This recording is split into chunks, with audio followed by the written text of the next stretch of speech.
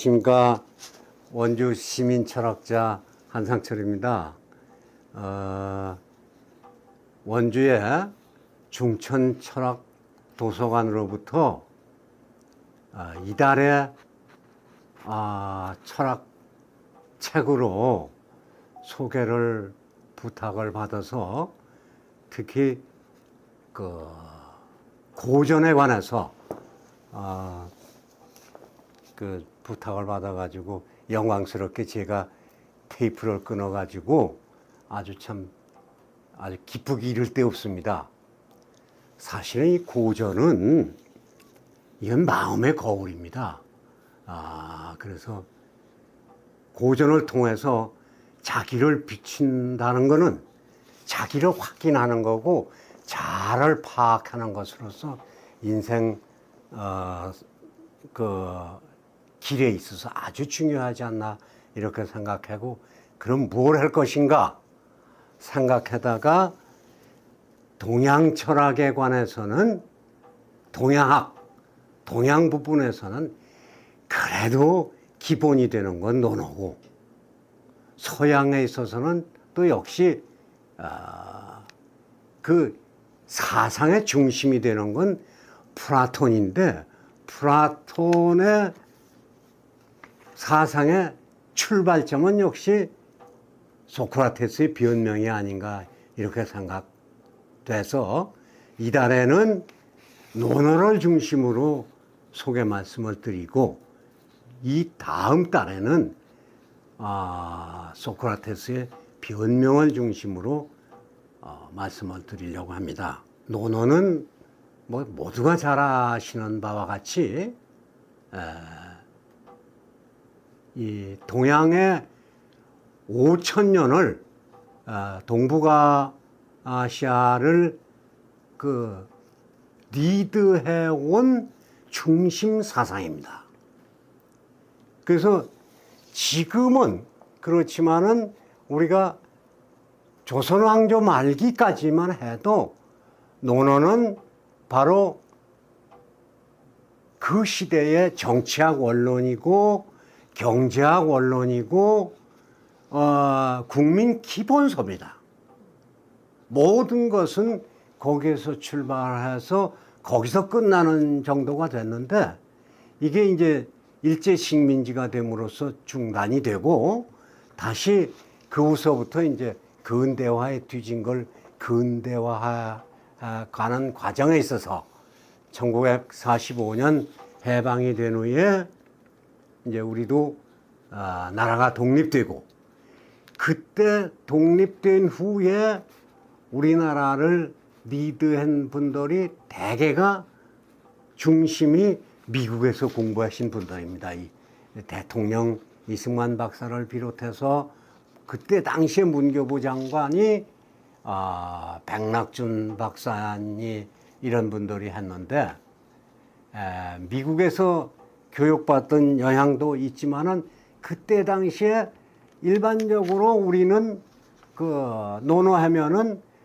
조선이 근대화 낙후된 주범이고, 논어라는 거는 바로 그 조선이 뒤떨어진 데 대한 사상적인 기본서다.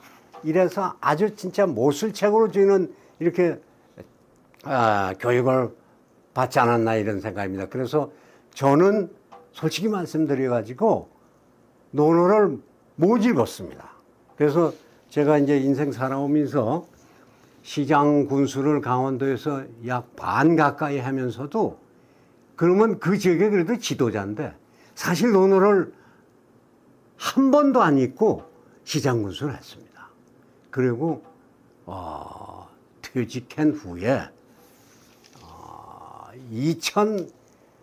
우연한 기회에 2005년서부터 논어 공부를 하다가 보니까, 야, 이런 책을 왜 안 읽었나?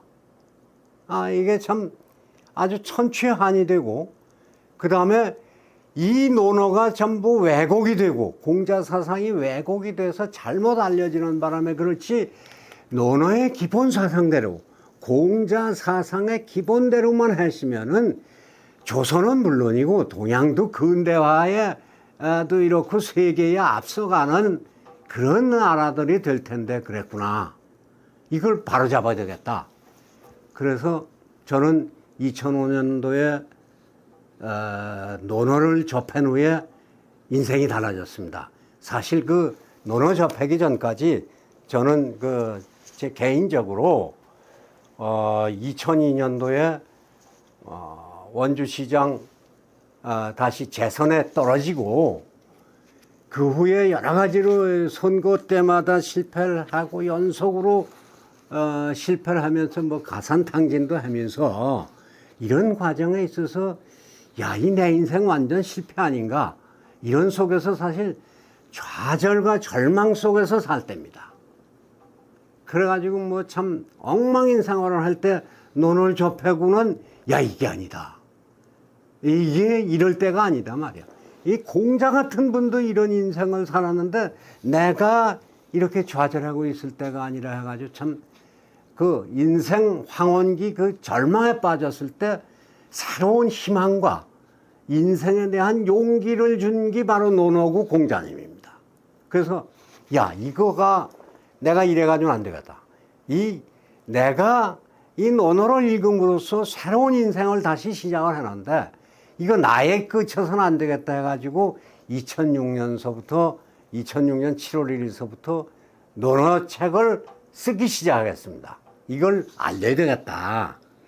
공자 사상이 왜곡된 걸 바로잡고 논어 사상대로 하시면은 우리 조선이 세계에서 앞서가는 선진국이 될 수가 있었고 중국도 물론이고 그들이 한나라 때서부터 논어를 국교로 중국이 해왔지만은 사실 동중서서부터 바로 장본인 동중서서부터 논어를 왜곡하고 공자 사상을 왜곡해가지고 정치에 이용을 했는데 이걸 이 논어를 바로 알려야 되겠다 해가지고 사실 논어책을 쓰기 시작해가지고 2009년 12월에 논어산책이라는 책을 출간을 했습니다.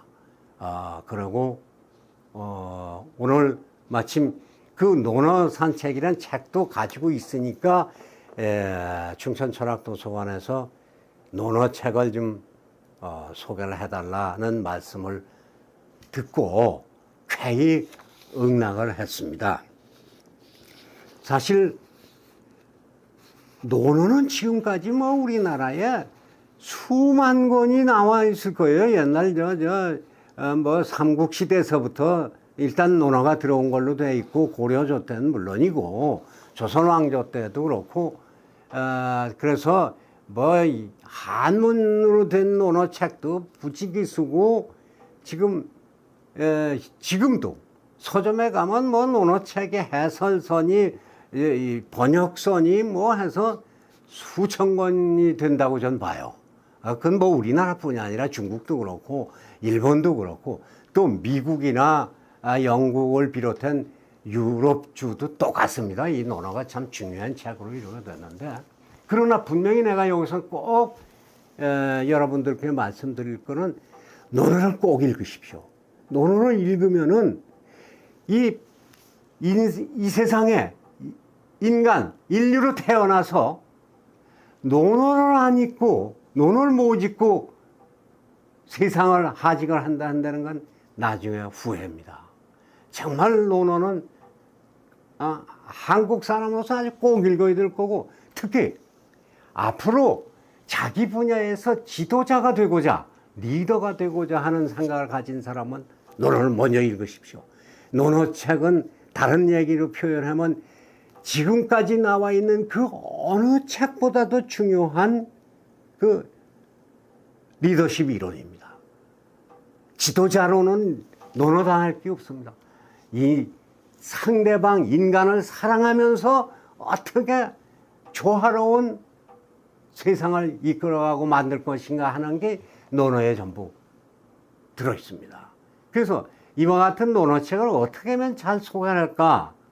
사실 하도 많이 논어책이 번역서도 있고 또 뭡니까 해설서도 있고 하는데, 그래서 여러 가지 중천 철학 도서관에도 이제 전부 돌아보고 또 제가 가지고 있는 책도 좀 점검을 해서, 그러니까 20편으로 되어 있는데 1장이 이제 1편이 하기편이고 저 마지막 20편이 요할편으로 끝나는데, 이 각 장의 각 편의 첫 장에 두 자를 따서 하기편이니 위정편이니 이렇게 이름이 지어 있지, 그 각 편마다는 동일한 어떤 예컨대 정치, 경제만 들어있는 게 아닙니다. 이것도 들어있고 저것도 들어있고.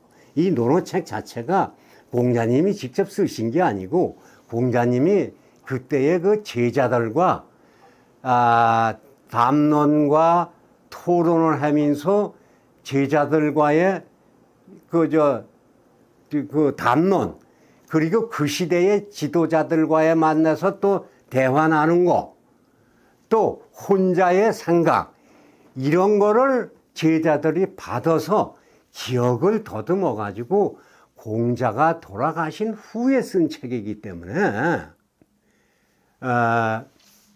이것이 참 각 편마다 정리된 책이 아닙니다. 그래서 이걸 논어책을 봐라, 제가 이렇게 해가지고 야 그걸 봐야 되겠다, 이렇게 중요한 책이면은 이 논어를 봐야 되겠다 해가지고 여러분들 딱 논어책을 대하면 재미 하나도 없습니다. 첫 편의 첫 장에 하기 시습지면 불역락호화 뭐 이런 식으로 나오는데, 아유 뭐 예를 들어 중고등학교 학생들 말이에요. 학교에서 밤새도록 과외 공부하고 입시 공부하는데 맨날 공부하는 건데 거기다가 그게 무슨 즐거움이 있습니까? 죽을 노릇인데 밤잠도 못 자고. 그럼 이게 뭐니까 그렇게 하면서 거기다가 재미가 없습니다. 그래서 먼저 논어가 되게 어떤 책이고 공자사상이 뭐냐 하는 거를 전체적으로 정리해서 틀을 잡아놓은 거를 먼저 읽고, 그 다음에 논어 번역서를 읽으면은 이게 공자사상, 공자 인생 중에 여기에 속하는구나, 이게 어떤 의의가 있구나, 이런 걸 알면서 읽으면 이게 재미가 있는데, 그렇게 알면서 읽으면 재미가 있을 뿐만 아니라 논어책에는 한 번 읽고 또 두 번 읽으면 또 다릅니다. 또 세 번 읽으면 또 다르고, 20대 읽으면 또 다르고, 30대 읽으면 또 다르고, 40대 읽으면 다르고, 50대 읽으면 또 다르고, 그 의미가 다르고, 읽을수록 무궁무진하고 그게 참 깊은 그 사상과 진리가 있습니다. 그러니까 책 중에도 40에 읽는 논어니 50에 읽는 논어니, 논어가 똑같은데 거기 무슨 부분이 있는 것도 아니고 그만큼 읽을수록 달라지기 때문에 그런 거예요. 그래서 처음에는 논어책으로서 공자사상과 논어사상을 정리를 해서 체계적으로 된 책, 이거를 읽은 다음에 그 다음에 논어 번역서, 한글로 한문어 한글로 번역된 책을 읽어야 되겠다. 저는 그런 식으로 여러분께 권유를 드리고, 그래서 그 일환으로 제가 가만히 생각을 해보니까 여러 책을 뒤져봤는데 그래도 여러분들께 자신 있게 권하고자 하는 건 바로 이 책입니다.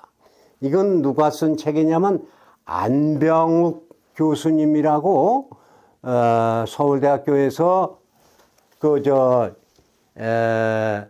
오랜 동안 강의를 하시고 철학 강의를 하시고 또 다른 대학교에서도 많은 철학 강의를 하시고 함석헌 선생님을 비롯한 분하고 같이 뭐 여러 가지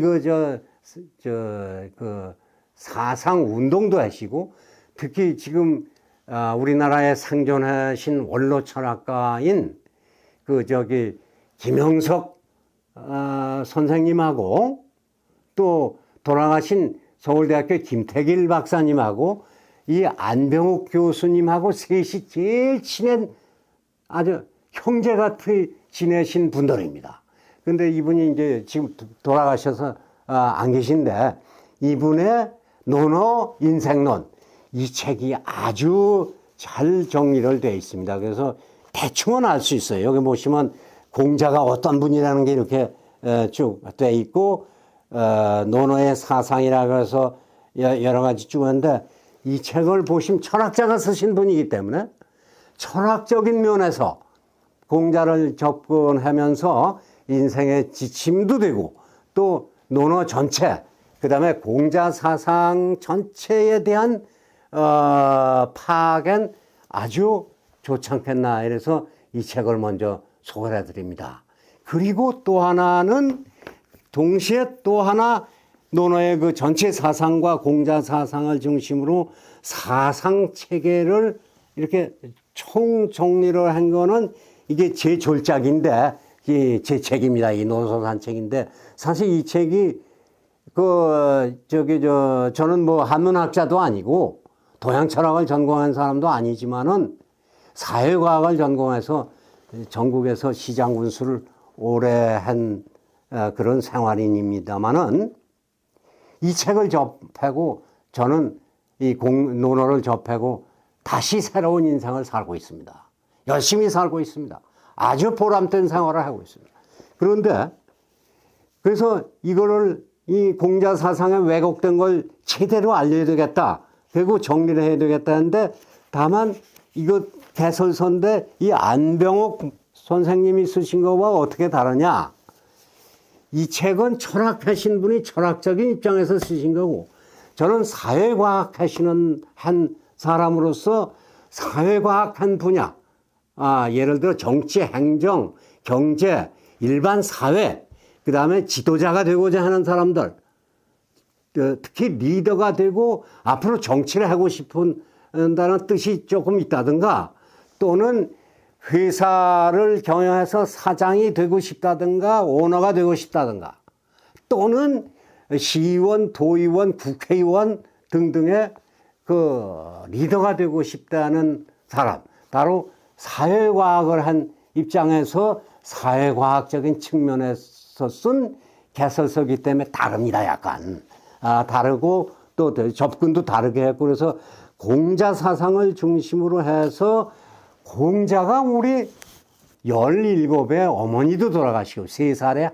아버지도 돌아가시고 어려운 생활 속에서 혼자 독학을 해가지고 그 인이라는 거를 이렇게 파악을 해서 해가지고 학문적으로 터득을 해서 그 인의 실현을 위해서, 인정을 펴고 덕친을 위해서 주유를 하고, 그래서 56세에 출발을 해가지고 68세에 다 그만두고 고향에 돌아와서 후학을 가리키고 정리를 합니다. 그래서 이 오경은 이 주역을 비롯한 오경 있지 않습니까? 이걸 전부 공자님께서 정리를 한 책입니다. 시경이니 서경이 다 그렇습니다. 이 공자 사상이, 공자가 우리보다 뭐 나을 게 하나도 없어요. 그래서 그 양반 쉽게 얘기해서 여기서 또 하나 더 얘기하면은, 그 양반은 정식 부부에서 태어난 분이 아니에요. 그러니까 이 양반이 소자, 적자에서 조선왕조 때 적자는 대접을 받고 소자 뭐 여간 핍박을 받았습니까? 그래서 허균 같은 분들 이렇게 됐고, 원주에도 송곡 이달 선생 같은 분이 다 서출이기 때문에 빛을 못 보고 이렇게 조선왕조 때 얼마나 서자들 소름을 받았습니까? 이 바로 공자님 자체가 서자예요. 서자 중에도 정식 서자도 못 되는 분이야. 이렇게 우리보다도 더 못한 정말 보통 이하의 그 분으로서 이렇게 인생으로서 내가 보기에는 최고의 인생. 이 세상 인류가 뭐 역사가 있기 전서부터 지금까지 수천억이 났겠지만 그 중에 내가 보기엔 사람으로서는 최고가 난 공자로 봅니다. 그런데 이런 분이 난 데 대한 그 공자가 우리와 똑같다. 우리도 얼마든지 노력하면 공자가 될 수 있다는 걸 공자의 인생을 이렇게 더듬어 보면서 했고, 그 다음에 공자 사상 중에 정치 사상, 경제 사상, 교육 사상 등등을 하고, 특히 지금 21세기 와서 문명의 축이 흔들리고 있습니다. 지금 세상에 방향을 못 잡고 있습니다. 인류에 나갈 방향에 4차 혁명이 AI 시대가 오지만은 인류가 어느 방향, 어느 사상으로 될 거냐 하는 문명의 축이 흔들릴 때 공자의 논어는 인류 사상이 나갈 방향을 모색하는데 결정적인 책이 아닌가 난 그렇게 봅니다. 그래서 이거는 그 사회과학 측면에서 논어를 해설한 건데 이 안병욱 교수님의 논어 인생론이라든가 이 논어 산책을 보실 때 뭐 처음서부터 일장서부터 보시려고 하지 말고 자기가 관심 있는 거 먼저 뽑아서 보시면 되고 그렇게 해도 아무 무리가 없게 쓴 책으로서 전체적인 걸 이걸 한번 읽으면 야, 공자님이 이런 분이구나. 논어가 이렇게 중요한 책이구나. 이런 걸 느끼실 수가 있습니다.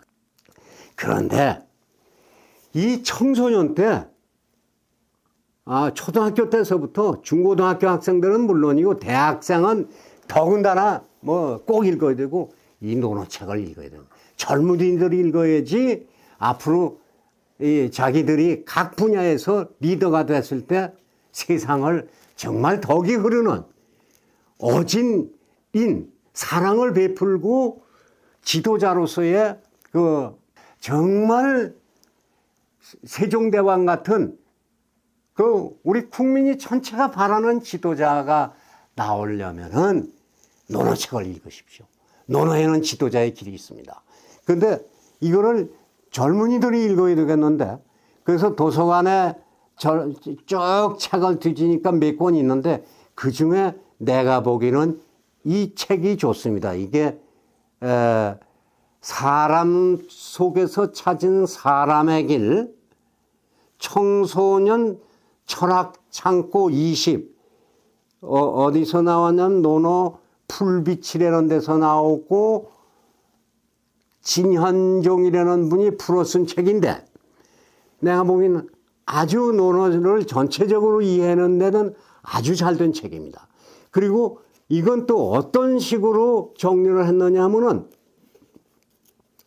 논어의 중심, 개념 중심으로 인, 의, 예, 지, 덕 등등의 하면서 이렇게 해서 이 책을 읽으면 공자 사상의 인이 어떤 의미가 있고 그게 전체적으로 차지하는 건 뭐구나.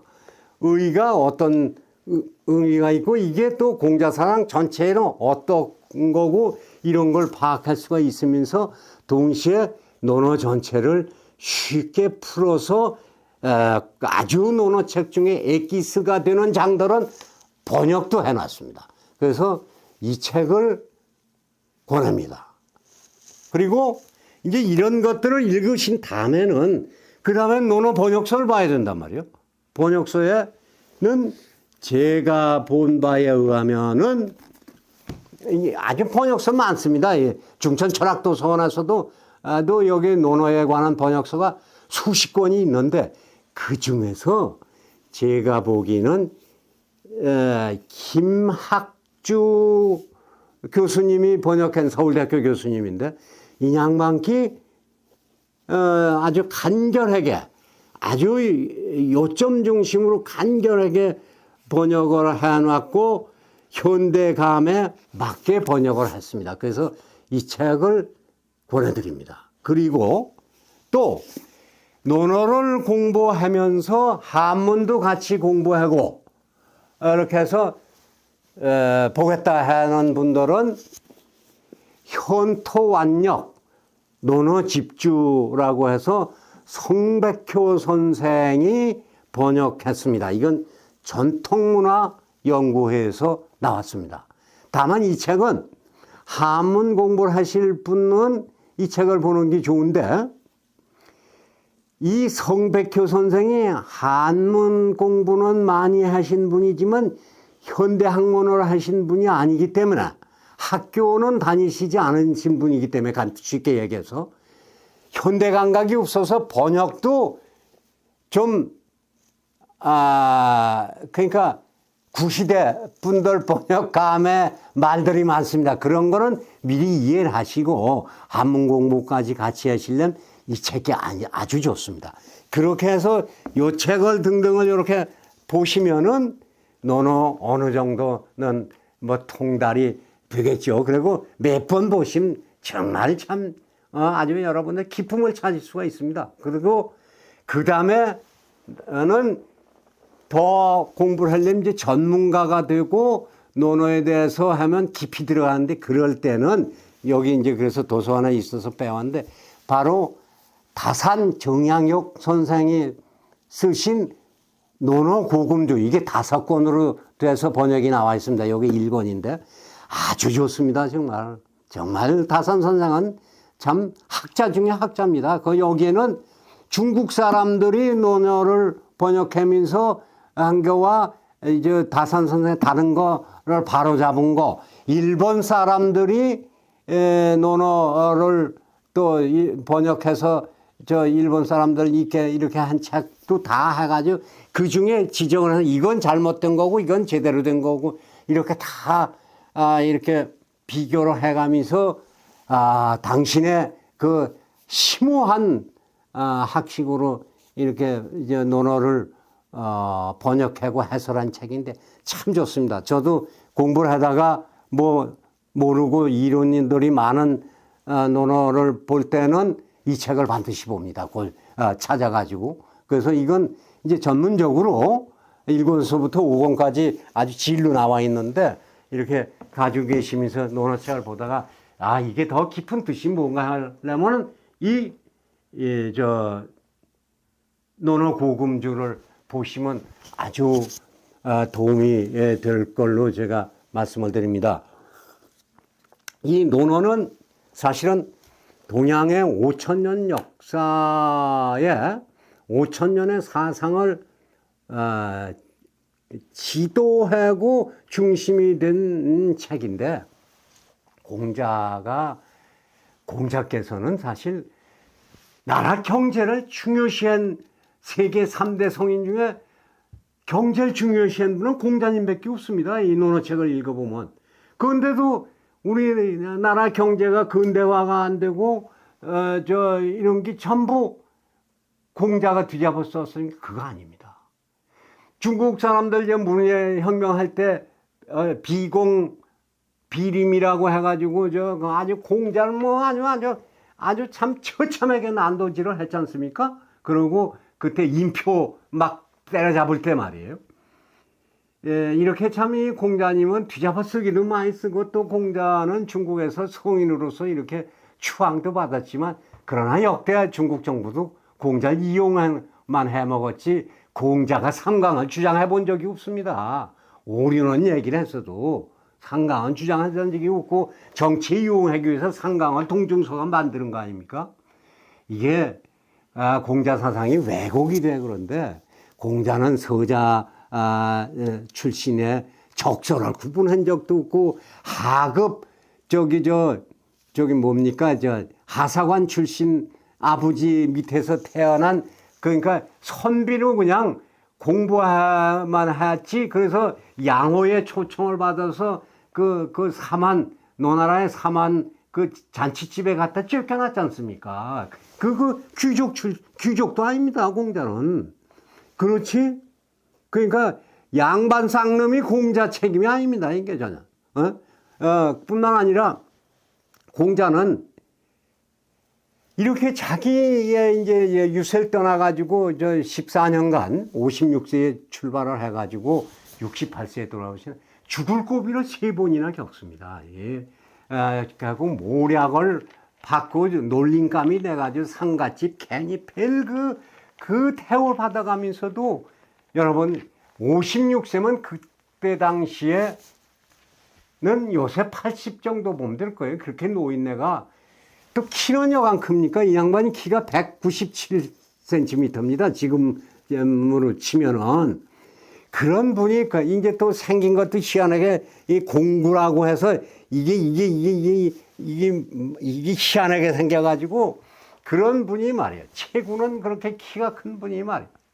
그러니 그런 분이 자기가 생각하는 인정과 덕치를 실현하는 왕을 찾아가지고 자기를 이렇게 써줄 사람을 하니까 다 뭐 전혀 그저 부국 강병에만 관심이 있지 인정에는 관심이 없거든. 그러니까 이 양반이 다 실망을 하고 나중에 이제 돌아와서 이제 경서 5경을 정리를 하는데 이분 때문에 독재 정치가 되고 전제 정치가 됐다는 생각을 갖고 있는데 전혀 놉니다. 이 공자가 그렇게 당하고 임금을 다 찾아도 되니까 논어 책을 보면은 공자는 제왕 정치를 안 좋아합니다.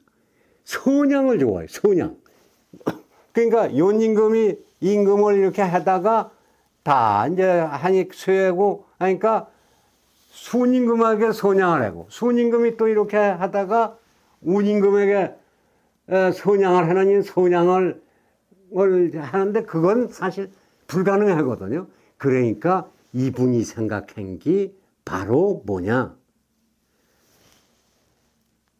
이 세습 왕정은 그냥 형식적으로만 얘기하고 제왕정치 그때 체제는 또 중국 땅덩어리가 넓어. 제왕정치 민주주의라는 건 이건 저 아테네 같은 조그만 지역에서나 그때 당시 교통이 발달하기 전에는 가능한 거지 중국같이 대륙에서는 그게 불가능해요. 그런 제왕정치는 불가피하지만 왕정은 불가피하지만 왕은 그냥 의식적으로 이렇게 있고 재상정치, 재상, 영의정, 국무총리가 정치의 중심이 돼서 정치에는 재상정치를 주장을 합니다. 논어에 보면은 이 양반이 전대정치, 독재정치 주장한 적이 없어요.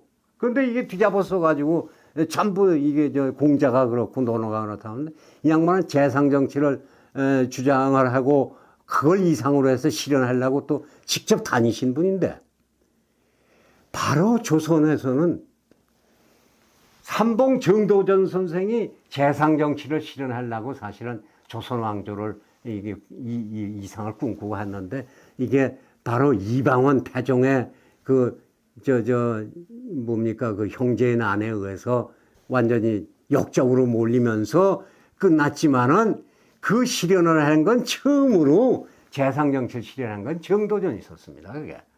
그런데 어떻든 그게 그렇게 끝났습니다만은 지도자가 되시려고 하는 분들, 또 정치를 하려고 하는 분들은 최소한 논어책은 읽으셔야 됩니다. 그리고 그래도 이 동양에서 사는 사람으로서는 생전에 논어책을 안 읽고 세상을 끝난다면 그건 정말 불행입니다. 그 다음에 젊은이들, 자라는 청소년들 논어 읽어야 됩니다. 그래야지 여러분들 앞으로 지도자가 되고 그 각 자기가 주어진 분야에서 1인자가 되고 지도자로서 빛을 발할 수가 있습니다. 꼭 읽으실 걸 부탁을 드리고 그러면서 그래야 정말 참된 세종대왕과 같은 훌륭한 지도자가 될 수가 있는 겁니다. 그렇게 해서 이번에 정말 영광스럽게 제가 그 고전으로서 논어를 소개를 하게 됐는데 이게 제 배운 능력도 없고 재주도 부족한 사람이 말도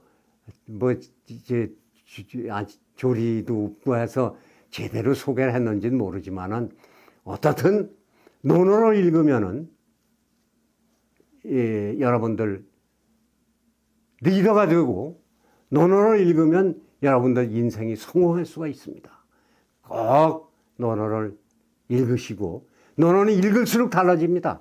한 번 읽는 걸로 그치지 말고 시간이 있으면 그냥 한 장이라도 이렇게 보셔가지고 여러분 인생을 가치 있고 보람된 이런 인생이 되는데 큰 길잡이가 될 것이라는 확신을 드리면서 이제 두서없는 논어 소개를 이달 2022년 1월, 2월에 철학책으로 소개를 드렸습니다. 감사합니다.